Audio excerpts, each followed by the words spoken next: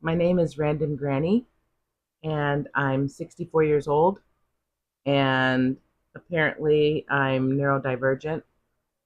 I am autistic, and I am ADHD.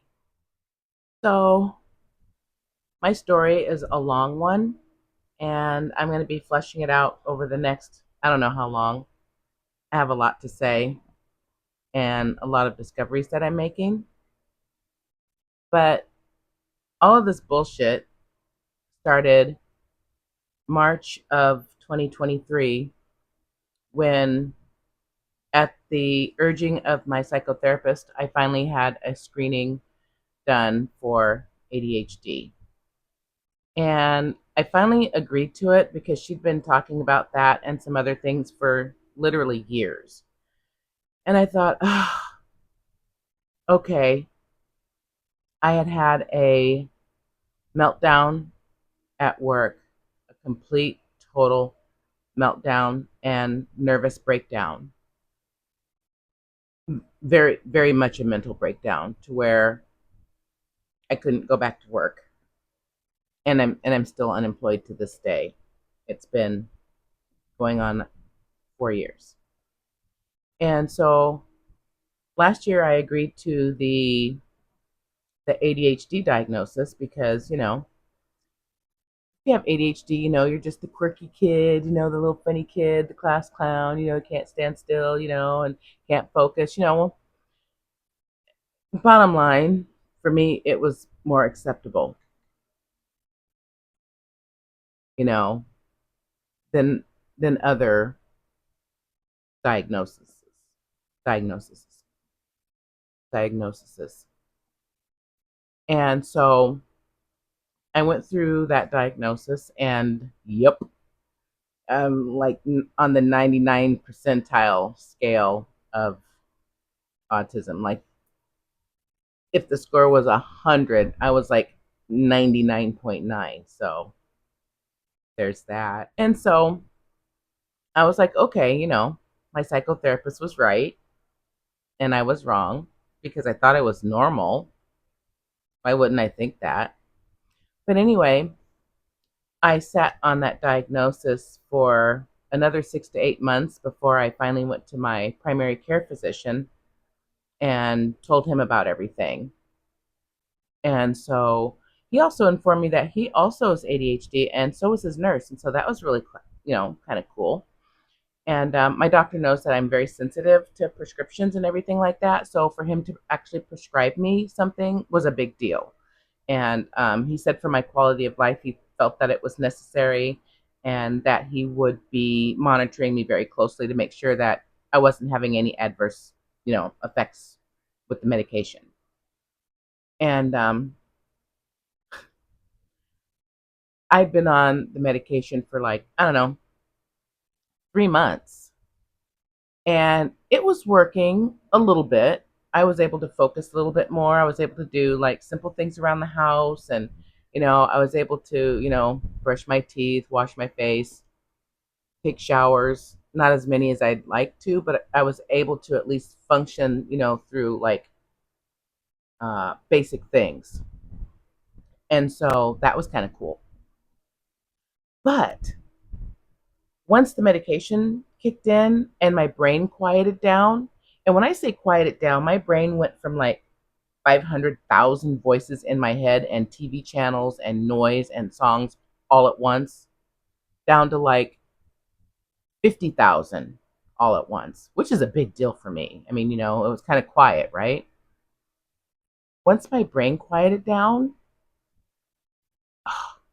I started noticing these other things happening. And uh, I started noticing old childhood habits bubbling back up that I hadn't done for decades. And the thing that really made me question my reality and who I was when my husband came home with the wrong mail and I had a full-fledged meltdown. What I thought was, a tantrum And I couldn't stop myself. I was so angry because he bought the wrong thing. And I was like, but it's not going to taste the same, and it's not going to smell the same, and it's not going to spread the same, and it's not going to taste the same on my sandwich because I eat the same thing every single day. I've eaten the same thing every single day for 5 years for lunch with this mayo. I can't just change that. It wasn't what I was expecting. And then the guilt set in because I yelled and screamed at my husband. And then I tried to explain to him, I'm like, I don't know why I'm doing this. I'm not yelling at you about getting the wrong mayo. I said, it's like I'm just like surprised or caught off guard. And I said, but it has nothing to do with you. You know how crazy that sounds when you're trying to explain it to someone? So then I called a friend of mine because I was so upset and I was telling her, and I'm like, Mary, I said, I had this meltdown, the other day. And I said, and I don't know what's going on. I said, I'm starting not to recognize myself. And she said, oh, she goes, well, then you're probably autistic.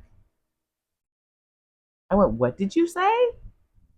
She goes, well, you're probably autistic. She goes, my granddaughter does the same thing. She has meltdowns if her food changes and something happens that's unexpected. And I'm like, but I've never done that. And she's like, oh yeah. She goes, you used to do that all the time. And she goes, you used to always crinkle up your nose at certain foods, and you wouldn't eat certain things until I had to smell it, I guess, and taste it and everything like that, and then push it around on my plate. And I remember doing that, but I mean, doesn't everybody do that when they're trying something new? She said to me, she goes, well, maybe. She goes, but typically not for like, vegetables or, salads or stuff like that. She goes, no, people typically just eat it. So then when I had my appointment with my psychotherapist that following week, I told her what was going on and what had happened. And then she said it again. And she's like, well, she goes, I've been talking to you now for probably about 5, 6 years that I really wanted to get you assessed for autism. She goes, but you didn't want to hear anything about it. And I didn't, because I had a stereotyped preconceived notion on what autism was, and I wasn't that person. I'd gotten through college. That was a struggle. I've got so many stories to tell you. I'll be unfolding all those stories because now that I know what's going on with me, I'm going back and I'm looking at everything through a different lens.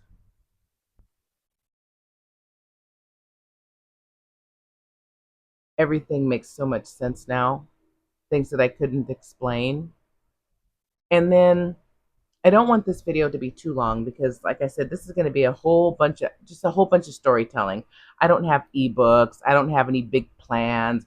All I'm sharing is just my story as a 64-year-old who's been clinically diagnosed as ADHD and diagnosed autistic with my psychotherapist. And she's absolutely recommending that I get a formal diagnosis as well, to go along with her diagnosis.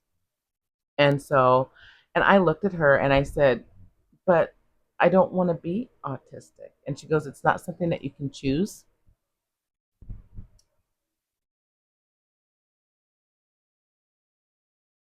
This is not something you can choose, she said. And she goes, and there is no cure. She goes, this is something that you need to learn about and accept. And then we will work together to find ways for you to, assess and move through life with this new information.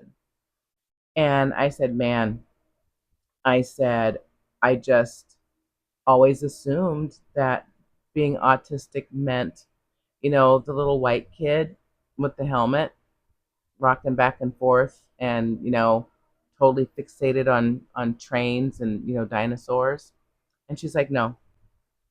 She goes, that's not true at all. And she goes, and autism is on a spectrum. And so she reminded me that my hyper fixation was horses. And I know everything about horses, including their physiology and why they move the way they do. And I know everything about herd dynamics.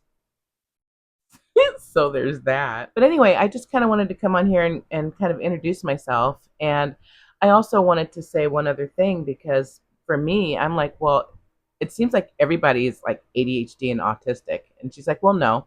She goes, you're probably in that community now that you know, and you're starting to notice it more. And she goes, and you're watching, YouTube content and all of these sorts of things. She goes, so I'm sure it appears that way. And it's so interesting because there's a lot of other people out there that believe the same thing too. And they're like, oh, all of a sudden everybody's autistic. Oh, all of a sudden, everybody's ADHD, because they want attention. First off, nobody wants this bullshit. Nobody wants this.